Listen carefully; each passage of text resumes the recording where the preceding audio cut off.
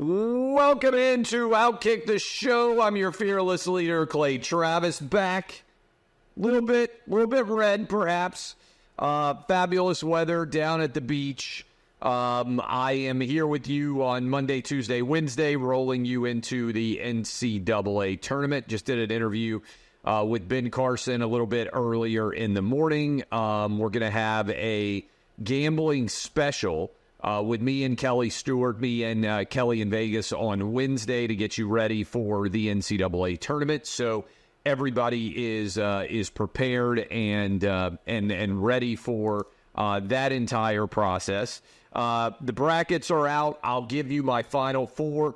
I'm going to give you a pick in every game. I've done this for years. I don't think I did it last year. I might not have done it the year before, but old school OutKick crew knows that I think we did, me and Todd Furman and Carissa Thompson did a live show from the Vegas casino in 2014, a decade ago, which is crazy now for me to think about that it's been a decade, that I've been doing a decade of television now. We did a live show from a Vegas casino back in 2014.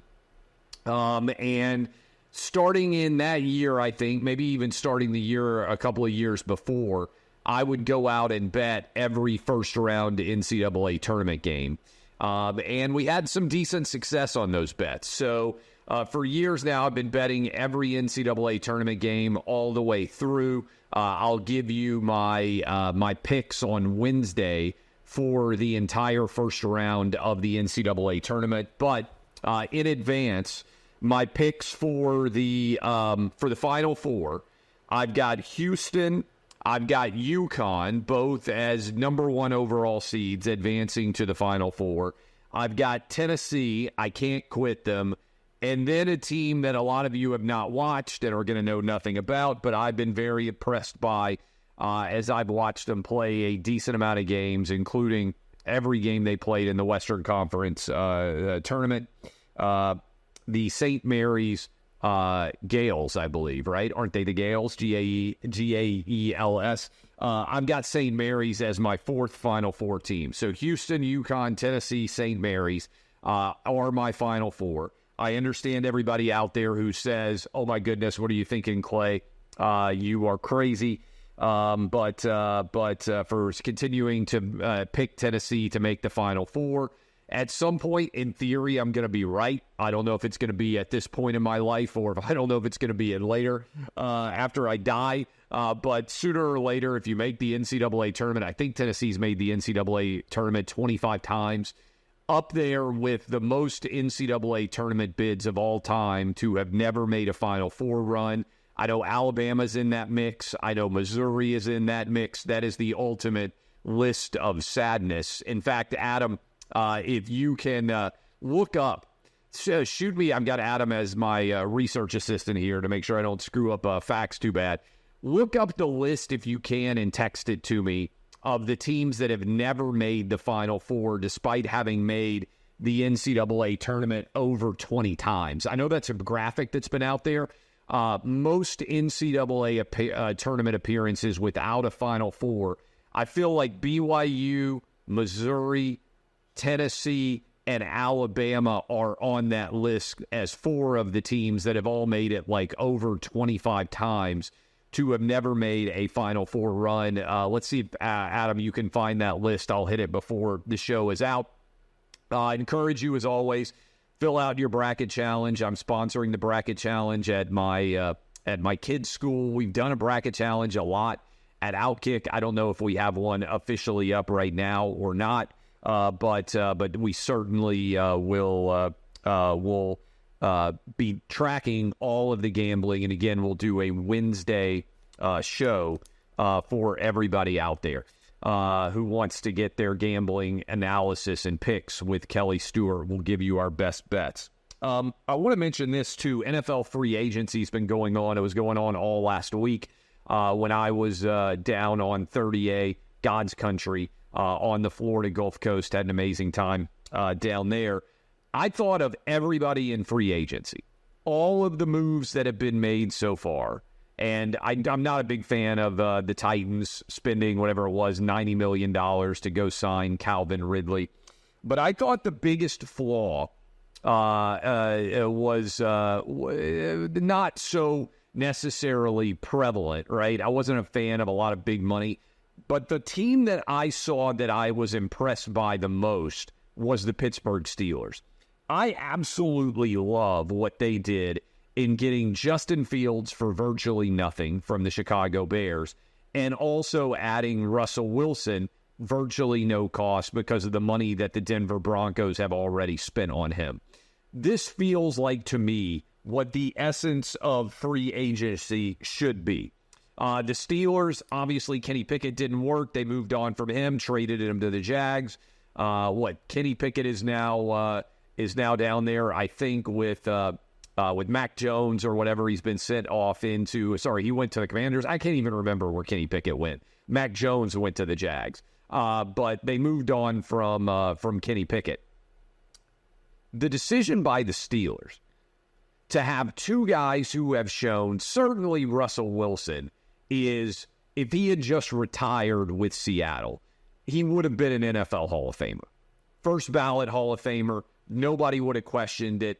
He may become the first player to ever play his way out of the Hall of Fame if he doesn't rebound in a big way with the Pittsburgh Steelers. Because the 2 years he had in Denver were not remotely Hall of Fame level performances. He was better in year 2 than in year 1. But it seems quite clear that Russell Wilson is a borderline Hall of Famer right now. I still think he would get in.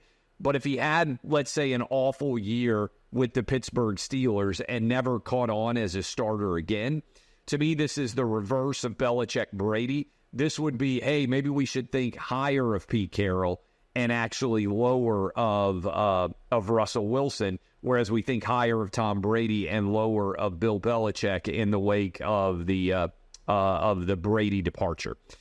But you get him for virtually no risk. We know Mike Tomlin's going to get his team to a winning record. He's done it every year that he's been a coach with the Pittsburgh Steelers. We know that the Steelers haven't figured out how they're going to move on from Ben Roethlisberger. And so, as a result, why not get a couple of guys that have virtually no risk at all associated with them, no major monetary investment, let Justin Fields and Russell Wilson battle it out, decide which guy fits better in your offense. If neither of them work, you give them a couple of years, you move on, you go back into the draft and go get someone else. But if one of these guys works out, you get 4 or 5 years potentially of Russell Wilson still that could be decent, or even better than that. If Justin Fields somehow is able to pan out, remember they've got Arthur Smith now as their offensive coordinator in Pittsburgh. Arthur Smith made $100 million for Ryan Tannehill, who I don't know who's going to end up signing Ryan Tannehill, but basically Arthur Smith revitalized Ryan Tannehill's career. Why couldn't he do that with Russell Wilson or with Justin Fields? One of those guys I feel like is going to pan out, and you have almost no risk at all. Best move of the entire NFL free agency so far, in my opinion, is in the Pittsburgh Steelers camp with adding Arthur Smith and then getting Justin Fields and Russell Wilson with no risk whatsoever at all associated with that. Okay. A couple of other things that are out there that I think are significant. Let's talk for a minute about the bloodbath hoax. Trump, clearly in Iowa, go vote Iowa. You've got a major primary for the Republican Party to go head-to-head against Sherrod Brown and potentially flip that in general, Senate seat overall. By the way, Adam, good work. Most NCAA tournament appearances without reaching a Final Four. Let me come back to the bloodbath discussion in a moment. This is the ultimate list of sadness. Not counting this year's appearance, most NCAA tournament appearances all time without reaching a Final Four. BYU. BYU has been to the NCAA tournament 30 times. They've never made a Final Four. Now, let me say this, too. In BYU's defense, I don't think they would have been seeded to make the Final Four ever, right? And I don't even know a secondary point here. Has BYU regularly even been seeded to make the Sweet 16? That is, have they ever been a top 4 seed? I can't remember them very often being a top 4 seed. So BYU, yes, has been to a lot of NCAA tournaments, but they've never really been seeded ever to make a run. So I think, while that's a little bit sad, 30 appearances, that is pretty crazy. Xavier's made the Elite 8. I know this program pretty well because I went to an A10 school, GW. Now, I know Xavier now is in the Big East, but they were in the A10 for a long time. I know they've made the Elite 8. They've had a lot of talent. One of the best rivalries in college basketball is Xavier-Cincinnati in the state of Ohio. That Cincinnati city battle between Xavier and Cincinnati is absolutely fantastic. So Xavier, 29 NCAA tournament appearances. Mizzou, which is right next to Kansas and has as his ultimate rivalry the University of Kansas. I bet Kansas has been to 20 Final Fours. And by the way, stat on BYU, more than one game in a single tournament just once. Let me make sure that I get this right. Good work by Adam here. They had an Elite 8 run in 1981. BYU did. Obviously don't remember that. I was 2.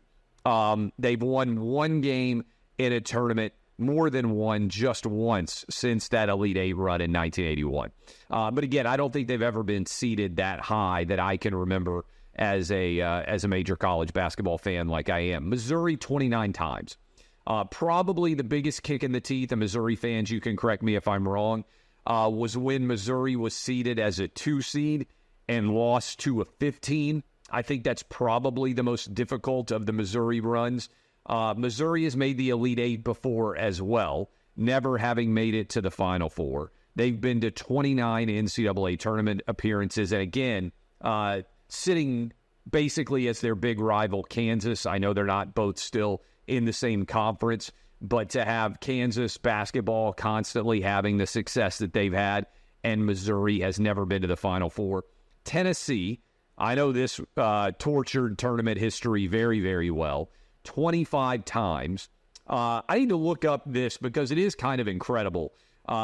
Tennessee has made the Sweet 16 a ton and loses every time in the Sweet 16 but once. And Alabama is eerily similar, and they're next on the list. Let me hit you with the Sweet 16 failures. It's not that Tennessee hasn't won NCAA tournament games. And I was at the game that they lost to Michigan State in the Elite 8 when they had a really good chance. I mean, listen to this. Tennessee has made the Sweet 16 in 1998. Let's see. Usually it breaks it down by Sweet 16. Here we go. Tennessee made the Sweet 16. 2000, 2007, 2008, 2010, 2014, 2019, and 2023. So I don't know how many teams, 7 times since the 21st century started. That's a pretty good rate, right, to make the Sweet 16. I don't think there would be that many teams that have made more than 7 Sweet 16s in the 2000, maybe 15, something like that. That would be a good list. They've only won one of those games. And before that, they made the Sweet 16 in 1967 and in 1981. So what is that? 1, 2, 3, 4, 5, 6, 7, 8, 9. Tennessee is 1-8 all time in NCAA tournament games. Do you know how hard that is to pull off? I mean, that is brutally difficult to find yourself in a situation where you could make the Sweet 16 that many times and almost lose them all. So Tennessee's only had one opportunity to ever make the Final Four. Alabama, 24 times, very similar to Tennessee, also only one Elite 8.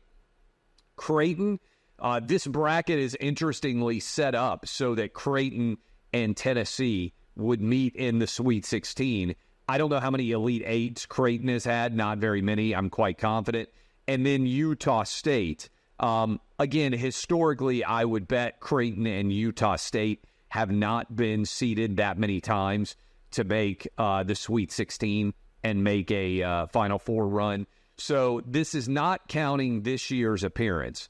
So BYU will have a 31st NCAA appearance, Tennessee 26, Alabama 25, Creighton 25, and Utah State 24.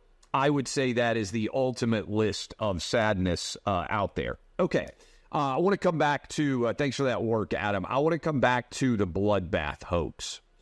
Trump was appearing in Ohio. Go vote in your primary tomorrow, Ohio. You have a big decision to make on who your Senate representative is going to be, in particular, to run against Sherrod Brown and potentially flip back Senate control to Republicans, given that there's going to be a pickup in West Virginia. Just need one additional Senate seat. Unlikely that Republicans are going to lose in Texas or in Florida, meaning just one pickup, Ohio, Montana, Pennsylvania, certainly Arizona, Nevada. There are so many different states out there where you could get a pickup. Michigan, depending on how the breakdown goes as we get closer to 2024. But go vote in that primary. Trump said accurately something that I've said on Clay and Buck, which is if China moves their making of electronic vehicles, EVs, to Mexico, they have a very good chance to try to dodge tariffs based on the law and the way it's created, is my understanding. And so it's not necessarily unexpected that China could start making EVs in Mexico. And Trump used that as an example and said that could be a bloodbath if he's not elected for the auto industry. Obviously, in the Midwest, the auto industry is very powerful and has a lot of political muscle. Makes a lot of sense that Trump would be going after many people who work in manufacturing in the Midwest. This is not remotely a controversial statement. There are, I've probably used the word bloodbath a ton in my career, because a bloodbath is a massive crushing of your business. This is probably a phrase that you've used all the time. We use them in elections. We use them in sports terminology. That, man, if somebody gets fired and everybody else gets fired around him, man, it's a bloodbath at insert school or university here. This is not some sort of actual call for violence. And claiming that it is, while not thinking or analyzing the context under which the commentary occurred, is evidence of what I believe you have got to expect a lot of for 2024. Democrats are desperate. They can't really defend Joe Biden's record.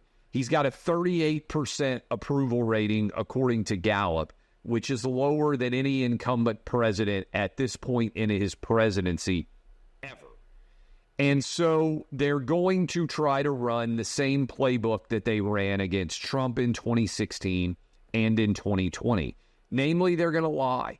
And this is not very different, in my mind, than the very fine people Charlottesville lie that they told. They're going to run this playbook with everything that they've got because they can't defend Biden. I think that there is, and we're going to be talking a lot about this on Clay and Buck here in a little bit. And by the way, the reason I'm early today is because I'm going to be on with Martha McCallum on Fox News scheduled to be on with her right after Clay and Buck ends today. So I'm coming with you earlier today on this Monday. I don't think, honestly, that this is going to work. Partly because I think people are a lot smarter now about the way lies are told. I think that Twitter, with Elon Musk now in ownership, is actually pointing out how much of all of this coverage is BS and how much of it is fake. And so I don't think it's going to have the same level of success. In fact, I actually think it's going to rebound back in favor of Trump, because I think people are going to look at it in context. I saw Stephen A. Smith share a clip from Elon Musk saying, wait a minute, that's not what he actually said. Anyone with a functional brain can understand what Trump was saying, because it's not even remotely complicated. It's not even that inflammatory of language to say that there's going to be a bloodbath if he's not reelected in the auto industry. Yeah, I think he 100% believes that. I think a lot of manufacturing workers in the Midwest believe that as well. So to me, this is desperation.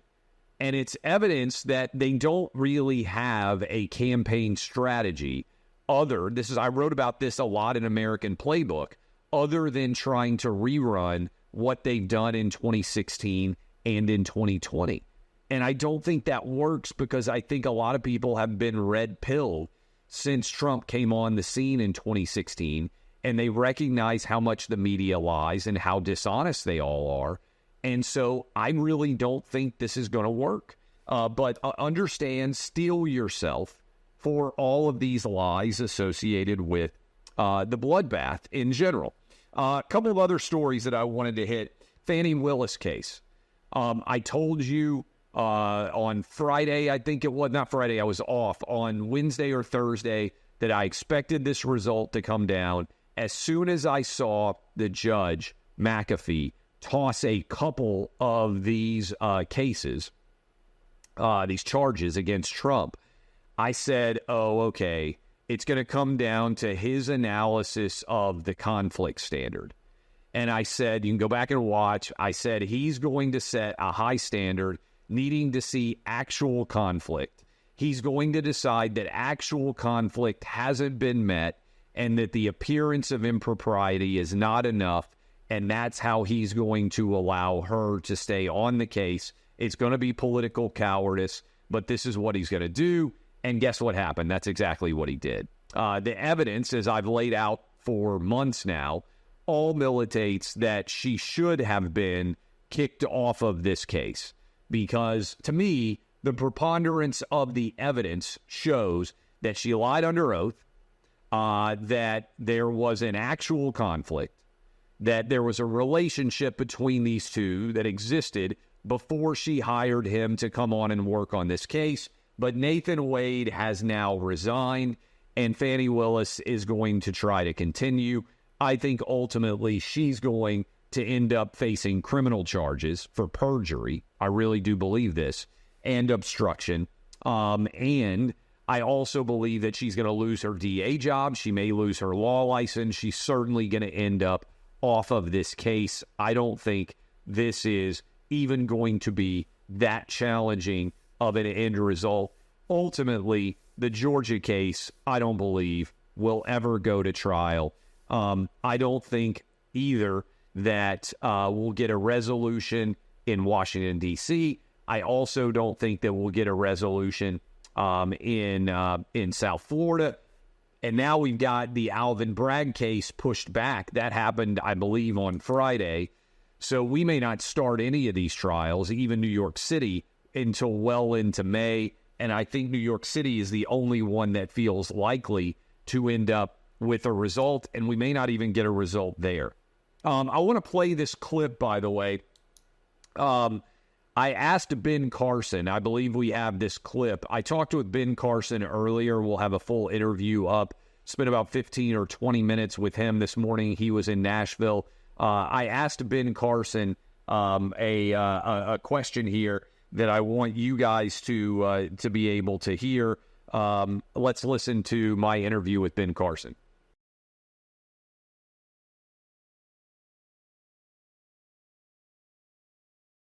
And you think about him at 81 years old. He'll be 82 years old at the time of the election, and he would like to serve until he's theoretically 86 years old.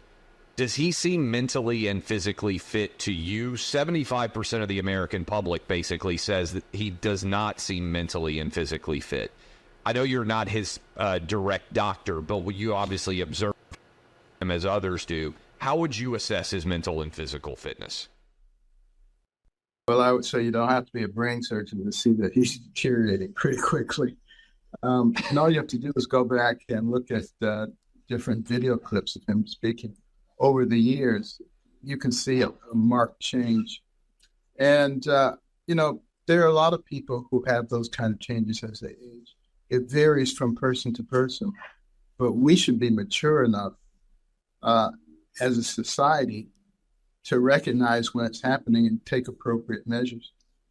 We should be talking about mental status examinations for people at a certain age who have high government responsibility, because it's not just their life, it's the lives of the many people who are being governed that have to be taken into consideration. Okay, that's Dr. Ben Carson. You just heard him analyzing the health of Joe Biden.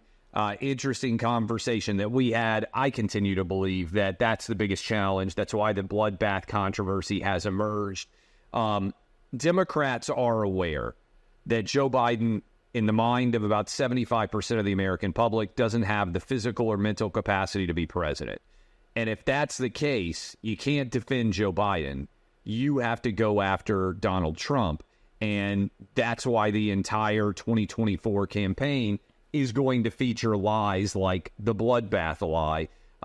And you should just prepare yourself for them. Just tune out, if you would. I think a lot of people already have made up their mind. I don't think money being spent is going to change things very much there. But I do think that you just have to prepare yourself for this. Final bit of news today. Deadspin has collapsed again. This news came down on, I believe it was Tuesday, if I'm not mistaken, that Deadspin was sold to a European company. We don't know who the European company is, but we know that upon the sale, they fired every single Deadspin employee effective immediately.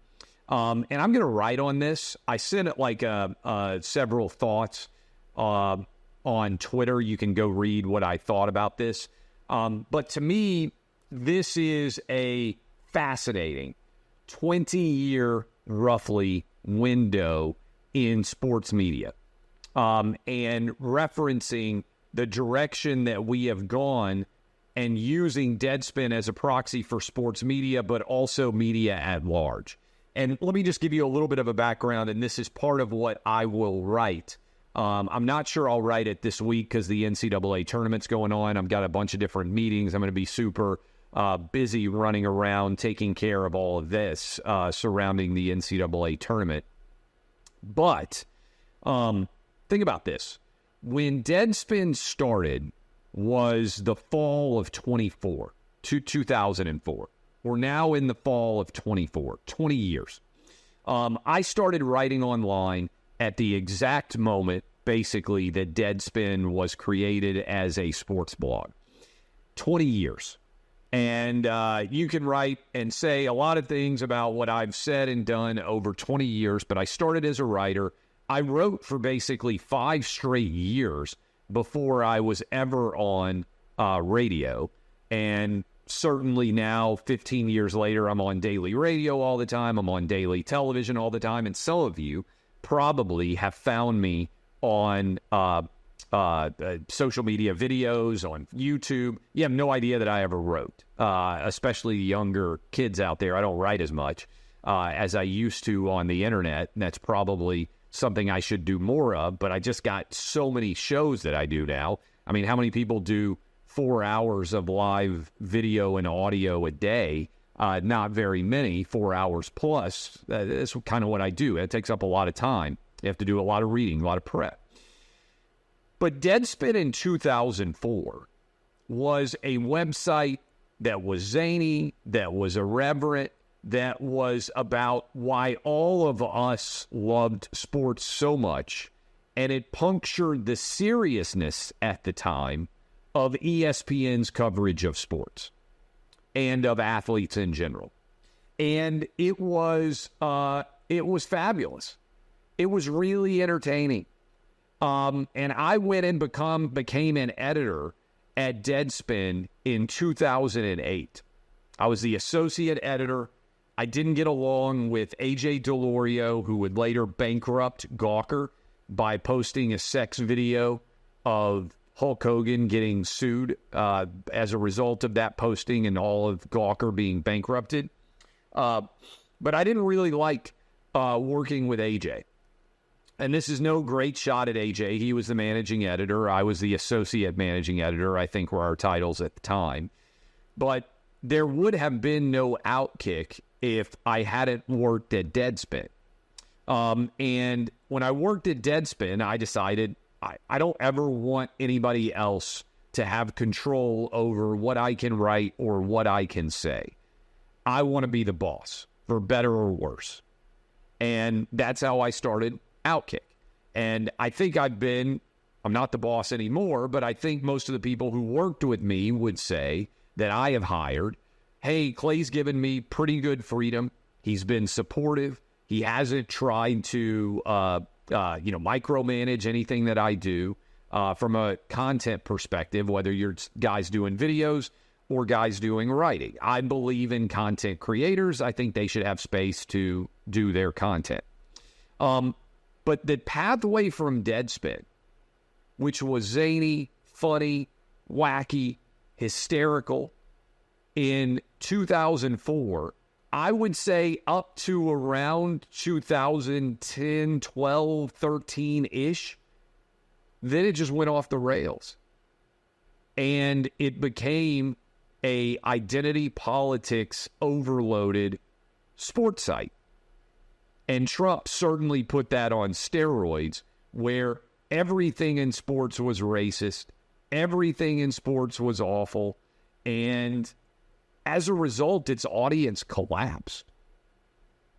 And I look at several of these big media brands in sports, whether it's SI, whether it's Deadspin, there couldn't have been an OutKick without, I don't think, those sites collapsing.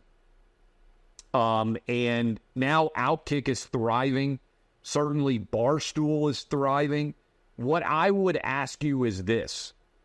What left-wing sports site or left-wing sports personality actually has ever had an audience or had any success at all? And I'll write on this in a longer form piece, but Deadspin is fascinating because they used to have a huge audience. And a lot of you out there are so young, you don't remember this era. But from about 2004 to about 2012, you can make the argument, and I don't think it's a crazy one, that Deadspin was the most influential sports site on the internet. Not the biggest, but the most influential. And then it killed itself. And now there isn't a single person employed that's at Deadspin. And I would argue, and some of you are going to say, oh, you're crazy. I would argue now that OutKick is probably the most influential sports site on the internet. Not the biggest. I don't know, we're one of the 10 biggest. And people say, oh, what do you mean? Like, all these sites roll up their traffic together, so it's kind of hard to keep track of. But what does CBS do? Can you think of a CBS sports story that when you've been like, wow, that was crazy. They really kind of changed things. ESPN doesn't even hardly break news anymore. And I'm talking about like something other than Adam Schefter reporting that so-and-so is signing with so-and-so. I mean, actually discuss sports and culture. When I say most influential, that's what I'm talking about with Deadspin. It's dead. And it went over the woke waterfall and allowed itself to be destroyed. And I think it's such an interesting lesson. It was sports, right? The toy chest of life. All you have to do is give people a reason to like something that they already like. You're not reinventing the wheel. You're not building a new electric vehicle. You're not out there trying to create AI. You are just saying, hey, you like sports. I'm going to make you like it a little bit more. You've already got the ice cream. That's sports. We're just going to be the sprinkles. We're just going to be the flavor, the added condiment on your hot dog. All they had to do was keep serving sports fans a product that they liked. And instead, they couldn't do that, and they destroyed their entire brand, and everybody got fired. And of course, the capstone of all this was arguing that a little 9-year-old kid who went to watch his favorite Kansas City Chiefs team and was wearing a headdress that had half of his face painted red and half of his face painted black. I think that kid's going to end up with a multi-million-dollar settlement. In fact, I wonder whether the purchase by this European entity was already taking place because they've resolved this liability issue. I don't think there's any doubt that Deadspin sold to try to avoid that liability. And we'll see what ends up happening with this Euro company that has purchased Deadspin, what the future of Deadspin is. But the thing that astounds me about OutKick is we have no competition. We exist to serve 80% of sports fans, maybe even 90%. Everybody that isn't super woke and doesn't believe that sports are awful and racist and discriminatory and that everybody is being taken advantage of, that everybody in sports is a victim. We have no competition to serve the 75, 80, or 90% of sports fans. And one reason we have no competition is not because we're just better than other companies. It's because other companies have competed to go as far left-wing as they can, destroying their business in the process and leaving almost this entire universe to us. It's crazy. The analogy I've made is it's like OutKick discovered beer. Hey, people like beer. And no one else will make a competing beer. I don't get it. Maybe I'm just a genius building, $100 million plus business. I think I just learned along the way what works, and I'm not crazy, and everybody else went crazy, and I just sat back and got filthy rich just by not being crazy. It's wild. I mean, again, it's a fascinating book. I don't have time to write a book now, but if you're out there watching this clip and you're a writer and you wanted a window into how sports went crazy, Deadspin, just telling the story of Deadspin from 2004 to this moment, would be an incredible window into that collapse. All right. I love all of you. DBAP, unless you need to SBAP, I will be live 20 minutes on Clay and Buck. Always, you can watch video versions. You know this? A lot of people don't. Fox Nation, behind the paywall, you can watch the video version of my radio show every day for 3 hours. Also, you can go subscribe, clayandbuck.com, watch all 3 hours of the video version there. I'll see you in 20 minutes, breaking down the bloodbath controversy and more. This has been OutKick, the show.